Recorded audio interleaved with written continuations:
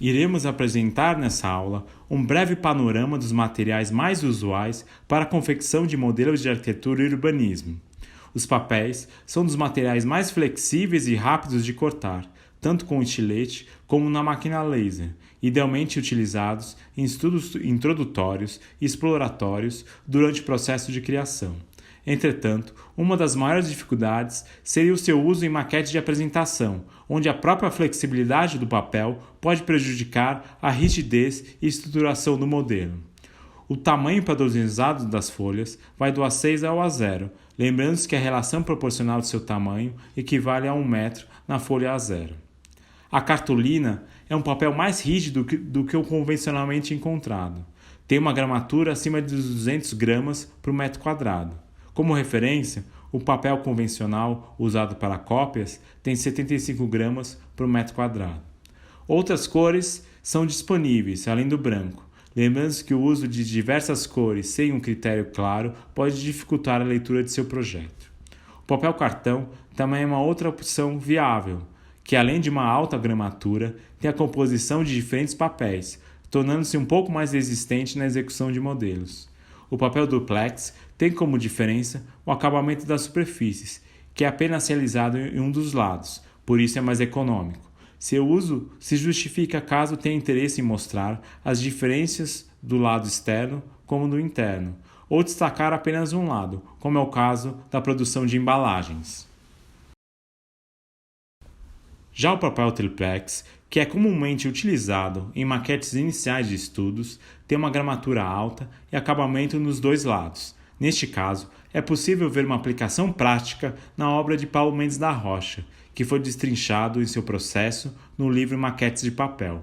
Neste caso, o papel foi cortado, dobrado e rapidamente confeccionado para testar as dimensões dos volumes, sombras e efeitos possíveis da apreensão do todo arquitetônico na composição da obra final.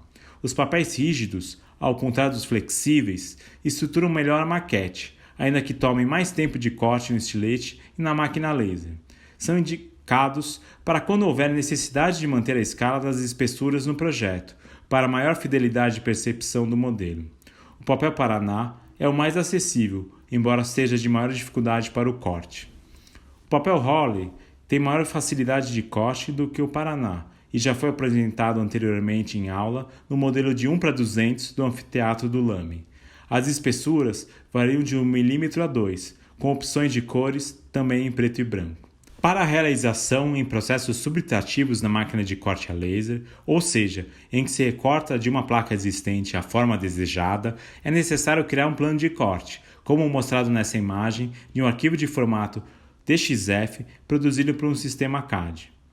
Neste plano de corte, é preciso estabelecer a configuração das cores, com linhas vermelhas para tudo que irá cortar e linhas azuis para tudo que é marcação na placa, ou seja, não irá cortar a peça. As linhas beges representam os limites da placa existente e não devem ser cortadas. Todo o plano de corte se trata, na verdade, de um projeto da maquete para um projeto de arquitetura, um projeto dentro do projeto, e por isso o desenho para execução não é restrito unicamente nas etapas finais do projeto, mas também dentro das fases de criação e apresentação. No papel pluma, os papéis são apenas externos, para acabamento, e o miolo é de plástico, um isopor de alta densidade. Há também a possibilidade de realizar maquetes somente com miolo, que é vendido separadamente e de maior facilidade de corte com estilete. Enquanto o sanduíche é indicado para apresentação, o miolo é uma boa alternativa para maquetes de estudo. O papelão, que será utilizado para diversos exercícios na FAUSP, tem que ter um cuidado especial com o sentido da malha existente no miolo, principalmente em relação às resistências, aos cortes e dobras do material. Nem sempre o quadriplex, que é a versão mais espessa, é a melhor escolha por ser mais resistente, já que ele pode oferecer maior dificuldade para corte e dobra do material.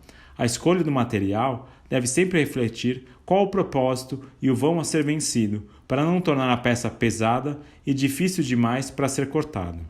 As placas e varetas de madeira balsa são utilizadas comumente em maquetes de apresentação. Do mesmo modo que o papelão, elas apresentam o sentido dos veios, o que facilita ou dificulta seu corte e flexão. As larguras da chapa são fixas e estreitas e seu custo é elevado. Alguns professores da FAO utilizam esse material para maquete de apresentação por razão de sua proximidade com a madeira e pela possibilidade de corte com estilete.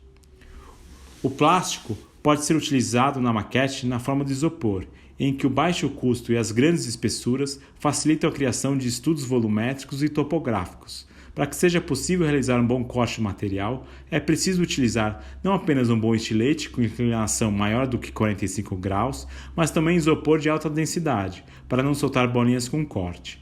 Um outro modo de garantir um bom corte do isopor é a utilização de fio quente de metal, máquina que está disponível na FAO no Lame. Um outro plástico utilizado na produção de modelos é na verdade um insumo para a utilização na impressora 3D.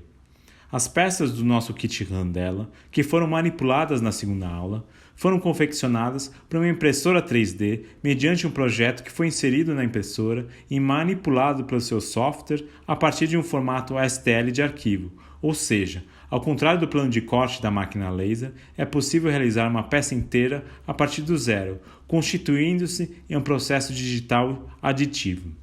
A impressora 3D, por mais atrativa do que pareça, tem um elevado tempo para sua configuração e impressão final, ainda mais se balanços na forma precisem ser estruturados por apoios. Como exemplo, uma peça do kit sem apoios demorou em torno de 30 minutos para ser impressa. A possibilidade da forma livre impressa é um dos atrativos da máquina, enquanto o tempo de execução e planejamento é uma das maiores dificuldades no estágio atual da tecnologia das impressoras. Estes são alguns dos principais materiais disponíveis para a confecção de maquetes, que, associados aos processos de projeto, procuraram esclarecer melhor os modos de pensar o projeto de um modelo. Espero que vocês tenham aproveitado essas 2 aulas. Até breve!